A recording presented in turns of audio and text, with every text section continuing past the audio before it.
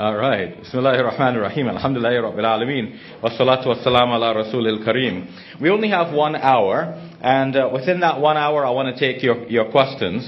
I know a lot of you have questions about how to speak to others about Islam. I know of this because, in going to the prayer, coming back from the prayer, there's always somebody, asking me a question regarding that topic. So, whereas tonight's topic was slated to be a very different topic about the purification of the soul, I feel that you will hear about that from many of our other shuyukh, either here or in your local masjid, or you might read a book about it. I noticed that there is a book with a title similar to that topic being sold where the talk shop is. So you can always do that on your own. Whereas over the years, in interaction with non-Muslims, there are certain salient points which come to the fore, and I thought I'll share those with you and then take your questions. If you have questions on the topic, you don't have to wait for me to finish what I want to present. As soon as I see questions coming in, I'll stop and I'll deal with the questions, because I feel it is more important to get your questions answered than to tell you what I thought was important, because the questions you have in your minds are probably more important to you than anything else I'm going to try to speak about. Okay, so how do we speak to others about Islam? Many of the people we meet will be atheists, secularists, people who do not believe in God necessarily. So how do you try to explain to them that God exists? Well, human beings have a sense that things are first anything that's to be made is first a mental picture, and then that thing gets put into a prototype in a drawing or something like this, and then eventually it goes into manufacturing. Is it possible that our universe came by in a similar way? First in the mind of God, and then in a written sort of plan, as we speak of al-qada wal-qadr, and then finally the whole thing gets manufactured, the universe booms into existence by the command of God. To me, this is precisely what happened. Now, if we try to look at the alternative is that somebody says, well, no, you don't need God for this. The universe just, you don't need God for this, somebody may say. Is it on? It still says off. Okay, hold on, maybe you keep pressing that. No, now it's definitely off, okay? I'll try one more time. It says RF mute off. Hello? Yeah? Okay, so I'll keep working with this till we get that sorted out. Though it may not be necessary, because I don't need to move around. But okay, so not to be distracted by that. So, if somebody says, no, you don't need God for this, the universe could have popped into existence by itself. Well, you recently, studies were done in trying to find what people refer to now as the God particle. You know about that study, right? What was the Hadron Collider was dug between some countries in Europe, spanning Switzerland and France, something like this. The objective was to accelerate subatomic particles and then to have them collide to see what kind of reactions were there at the time of the birth of the universe. Specifically, scientists were expected to find what is referred to as the Higgs boson, a certain subatomic particle that would explain how other particles gathered mass. Now, this is all technical stuff, but in the end, they're saying, okay, we found that Higgs boson, and then they started to call it the God particle, as if there is any such thing as a God particle. There is no such thing, but this is what they called it, and they're saying, okay, now we know how the other particles gathered mass. Well, when they're dealing with particles like this, and they're dealing with the natural laws that explain the interaction between various subatomic particles, they're already dealing with a system which itself requires an explanation, because a system that has natural laws, that has all of these subatomic particles, is not nothing. So they say, now we know how something could have come from nothing. Well, that's nonsense, because it's not that something came from nothing. This is not nothing. As Dr. Keith Ward of Oxford University explained in his book, God, Chance and Necessity, sometimes people trick themselves into saying nothing and thinking that nothing is referring to a certain sort of something that you can call nothing. You know, the kids sometimes use nothing in this way. You ask a kid, what are you doing? He says, nothing. But he's doing something. He says, nothing. Okay? So they say, now we know how something come from nothing, but what they're describing as nothing is actually something. So we should ask, how did that something come into existence? They do not have an explanation for that. Now, it does not mean that because we don't have an explanation for something, we should just simply imagine that God is something that explains which we don't have an explanation for.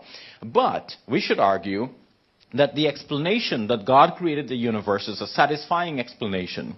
And that does not require any further explanation. But all of the other explanations that people are coming up with, whether they say they found the Higgs boson or whatever, those need a further explanation. And we can say, okay, continue your research, but at the end of all of it, we have to return and meet God. So there are good reasons for believing that God exists, and there are no good reasons for believing that God does not exist. How do we speak to people who believe that there are multiple gods? Well, when we look at the organizing nature of the universe, we see that the universe is described as a cosmos as opposed to a chaos. Chaos, everything is dismantled and in confusion. Cosmos, things are organized. We call it a cosmos, not because we would like to think of it as being organized, but because this is how everything appears to us. Earth is orbited by its moon. The Earth and the moon together orbit the sun. Other planets in our solar system orbit the sun. The sun itself pursues its own orbit as part of the Milky Way galaxy. The Milky Way galaxy itself is turning on its own axis. So everything seems to be organized. This is what the Quran says. وَكُلٌّ فِي فَلَكٍ يَسْبَحُونَ. Everything is in its orbit swimming. Allah subhanahu wa ta'ala has created things in an organized way. That points to an organizer. It doesn't point to many gods, it points to one God. Now, when we think about the philosophical arguments for the existence of God, there are several arguments. One of them is what we have just looked at, but we didn't call it by its name. It's the cosmological argument, which says basically that something exists and it requires an explanation, and the explanation for that something that exists is that God created it. You're starting with something and you need an explanation for that something.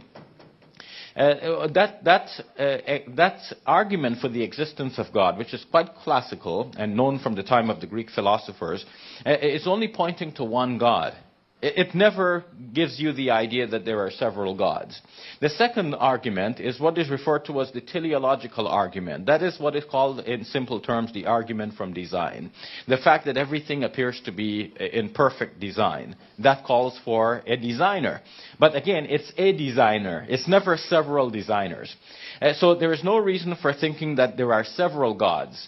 And the Quran itself says, had there been several gods, had there been more than one God, then each God would have claimed what it created, and there would have been chaos and confusion between them. Something like you see among the Greek gods in the mythologies. So you have Thor and his brother. What's his brother called? There is Thor, the god of thunder, and then what's his brother? Loki, yeah. So Loki is causing all kinds of havoc, and then Thor has to come in with his hammer and fix things, right? Because Loki is always creating chaos. So that's what happens if you have several gods. But we have only one God who is in total control of everything, and there is no confusion. Okay? So the philosophical arguments for the existence of God do not point to many gods. In fact, there is a scholar known as Occam, based on whose name we come to call a certain principle Occam's razor. Occam's razor basically is the principle that you should not multiply beings beyond necessity. You know, if you lost 20 pounds out of your wallet, then you know that somebody came and took the 20 pounds, right? Well, you don't need to say that several persons came and took the 20 pounds. You only need to think about one person, because one person is sufficient for the job, right? Not a good job, but but one person is sufficient. So you don't try to imagine several persons having done just a simple thing like that. Such a wrong thing, but a simple one.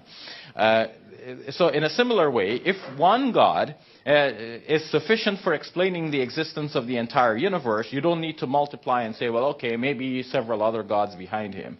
In fact, there is a further good reason for thinking that there is only one God.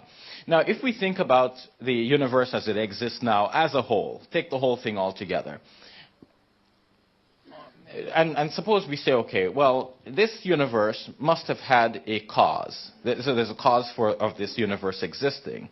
And somebody says, well, wait a minute. If you say that, well, that cause must have had a cause as well. You say, okay, let's play along. So let's say that cause had another cause. And what about that other cause? That must have had a cause too. Okay, let's play along and say, well, that had another cause as well. Well, you can keep going the cause of the cause of the cause of the cause. But eventually there must be one cause, which is the cause of everything else. Because if there is no such cause, then you cannot have a whole sequence of causes. There must be one at the end, rather at the beginning, that is the cause of everything else.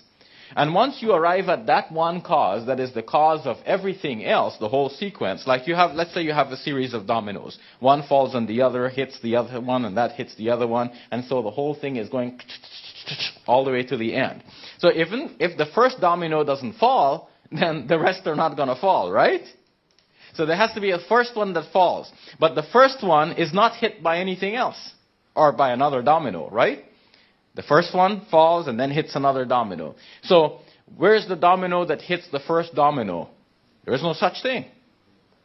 In a similar way, if we ask about the first cause, well then, there must be that first cause to begin with, to become the cause of the sequence of causes later on. And that first cause, whatever we're calling the first cause, cannot itself be caused by another cause.